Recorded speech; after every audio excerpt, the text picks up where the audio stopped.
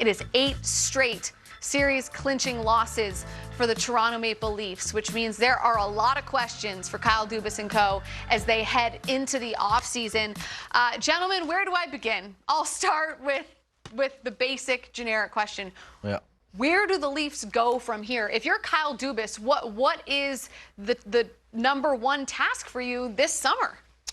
Well, I mean, and Lost, you had the job. I mean, I think they have to sit down and look at their salary cap and try to plot out the big picture moving forward. Oh, after they look at it, well, yeah, there'll be some tears. It's that bad? Then get back to it. Yeah, I mean, I go back to what we said years ago, Jackie, is that I felt that this all started for Toronto, some of the challenges cap-wise, with the signing of John Tavares several years back. And listen, John is a great player.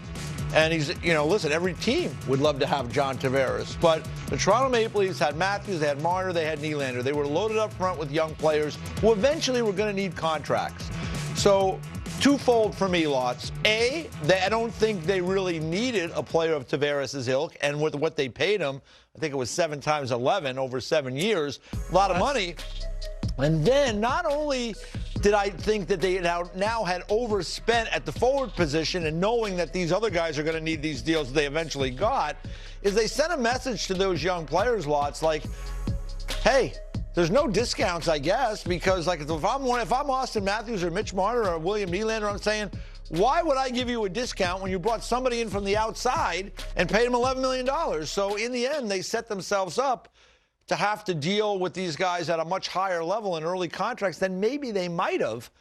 So I think for a number of reasons, that started the cap problem, because they've spent a lot at the forward position, and now they're scrambling for defense and then going forward for goaltending.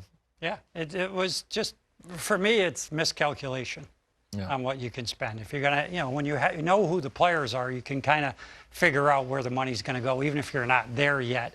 To be fair, the salary cap, obviously, with the pandemic has slowed. Couldn't foresee that. Nobody could foresee that. Yeah. So that deserves to be said. But still, overall, what we're finding out this year, as we see all these wonderful tweets on a minute-to-minute basis, 16 of the top 17 highest-paid players in the National Hockey League are no longer playing. Yeah. They're out. What does that mean? They're out. They're out of the playoffs. What does that mean? Carey Price is the only one that isn't at $10.5 million. And then we would have been hard-pressed to think that would be the case either, right? Right. So exactly. So at the end of the day, it's the construction of the teams that is getting teams through.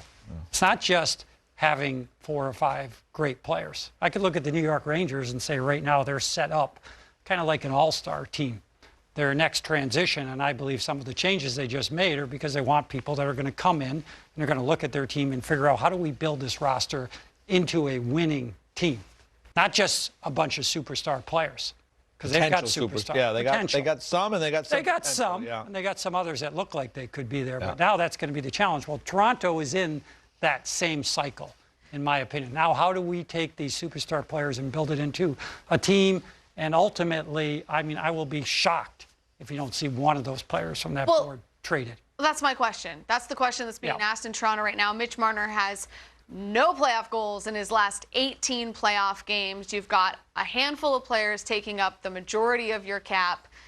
Do the Toronto Maple Leafs need to trade one of their big-name players? Do you buy into that? And if so, who is it? Well, it's probably easier to start off with who you can't or who it isn't. So we'll start off with who it isn't. The guy on the left right there. Can't be Austin Matthews. It's not Austin Matthews. You're not trading him. He's still got some development to go in terms of figuring out how to play well in the playoffs. But even that, I don't feel 100% confident. I mean, this guy burst onto the scene against, I think it was Washington his first year. He was throwing goals in left and right.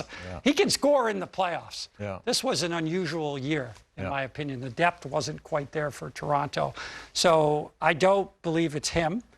I don't believe you could trade John Tavares right now. I really don't. I don't either. And not because he's a bad player or anything, just because the contract is onerous. Term, dollars. Exactly. This is just as clear as we can call it. Mitch Marner, I don't believe they'll want to trade. Although I have to tell you, it would be more challenging than you think with that cap hit.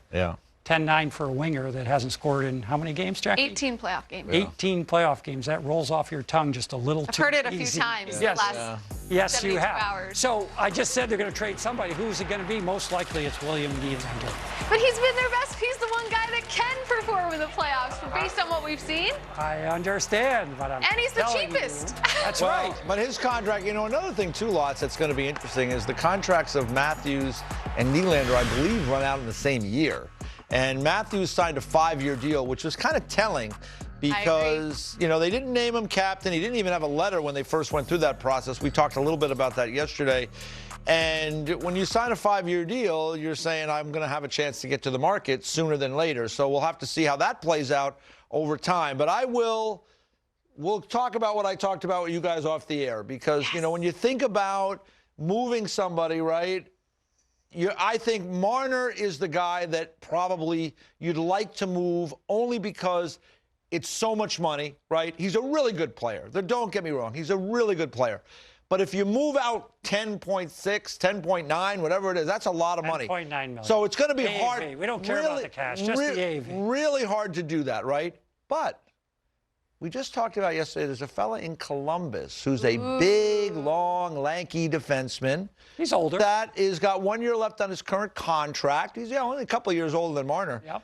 That wants to test the market. So maybe if the Toronto Maple Leafs are willing to part with Marner, they could make a deal with the Seth Jones people. Now, that would be contingent, Lots, as you know, on Seth Jones being willing to sign an extension. He's got a year left. And I think you wouldn't make that trade without knowing. Of course, you'd have to have that in your pocket. So you say I want to talk to him. Exactly. And I'm Columbus making the trade. Yeah, but I will make the trade, but I need to talk to Seth Jones. Exactly, and talk to Pat Brisson, his agent, and that whole process. Yeah. And for Columbus, they're in a tough spot, right? They've got to trade Seth Jones, it appears. He's going to test the market. You could get nothing for him. If they could get a player of the ilk of Mitch Marner, who's a 24-year-old kid who still has a lot of upside to his game. Now, he's making a lot of money, but Columbus can afford it because they'll let all these guys leave, right? And there's no protections for Mitch at this point where Toronto can't move him. So his only option would be to stick his skates in the ice and say, I'm not going there.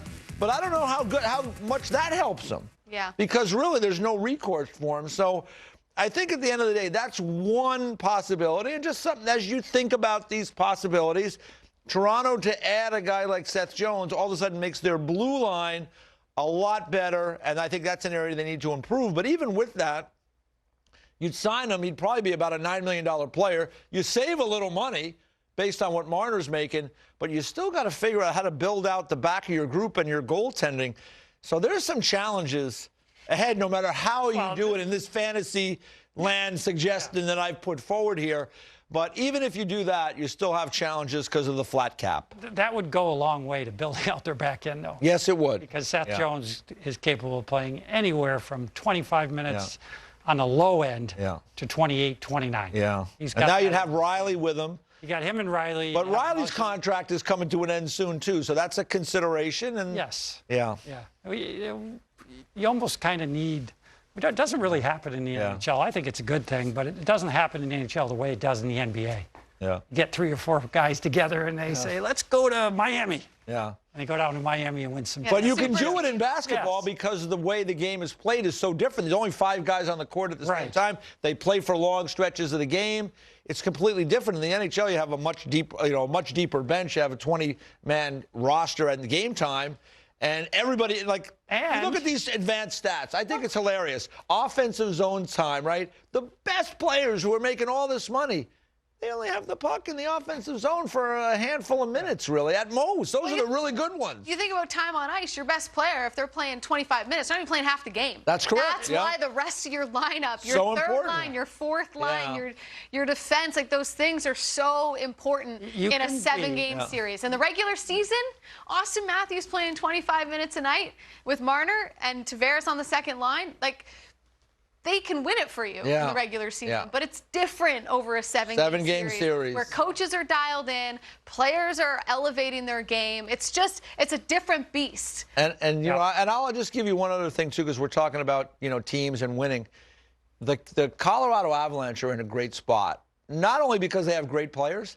Nathan MacKinnon is making what, $6 million a year? $6.5 million a year. I mean, really, on the open market, Nathan McKinnon is probably maybe a shade under McDavid, right? So that allows for He's the best Avalanche. player right now. Yeah, that allows for the Avalanche to do a lot of things. That window will eventually close. That contract will expire. Then they'll have to figure out something new in regards to him. At that point, maybe the cap has gone up and we've kind of come out of this. But there's so many things in a cap world. And Lutz, you know it as well as anybody because you've been an agent, you've been a general manager. You know how it works in a cap world. And for Kyle Dubas and these guys, they've got a lot of things to consider. We already know the cap is going up. Yeah. We know that because of the new television deals. Yeah. And you can project that in. Yeah. And But how I do much models for this stuff all the time. So it's been known for 4 years. Yeah. We just haven't got there yet. Yeah. And this pandemic has definitely thrown changed the dynamic. a wrench into a lot of people's plans. Yep. Well, for what it's worth, Gabe Landeskog, UFA after this year, Cale Makar, RFA after this year. Yeah. So they'll have their own questions to answer. will. but Come in. For now. The salary cap forces you into that, Jackie. Yep. That's just a repercussion of having a great team. Yep. All right, one more for you. Sheldon Keefe is Kyle Dubas's guy. If Kyle Dubas hangs around as part of the Shanna plan or whatever it was called all those years ago, how much of the blame does Sheldon Keefe shoulder for what's gone on through 7 games against the Montreal Canadiens? I thought he just, I thought he got out-coached over the last 3 games, quite frankly. I thought the Montreal Canadiens and their group made adjustments, and the Toronto Maple Leafs didn't adjust to them. Now, they did have a big problem. They lost a really good second center, 1B center in Tavares, so that limits their options a little bit offensively, allows for Montreal to drill down on those top guys. They lost Jake Muzzin at the end, so that hurts you a little bit defensively. But in the end, and Jackie, you said it, he was a little stubborn. He didn't make changes I thought he should have tried to make, and that is, again, as I said earlier, it's a learning experience. So for me, I think there's a lot on Sheldon Keefe over these last couple of games. He could have been better. Couldn't agree with you more. Those are conversations that are generally private. I don't know if I'd use the word blame. I just think he could have made adjustments. He could have could have been less stubborn, as you're pointing out. He could have been more proactive, quite frankly, to trying. That's probably a better word. The whole trick today is to put these guys in positions to succeed, and that doesn't mean just play the wheels off of them. That's basically what they did with Marner and Matthews. They played the wheels off of these kids to the point where broadcasters were talking about, well, you got to figure out how to really conserve your energy out there if you're Austin Matthews, because you just don't look like you have anything when you get it. Well, that is no way to ride in the NHL. This is a 110% effort game every single shift. And even if you're a superstar, if you can't summon that when you need it, you're not a superstar anymore. You may still be, but not in that moment, not when they need you the most. So, I felt like they lost a little bit of accountability in their group through this playoffs. And that's a conversation for the GM and for the coach to have, and probably a guy like Brendan Shanahan, who knows this well, having been involved with teams that had this type of ilk.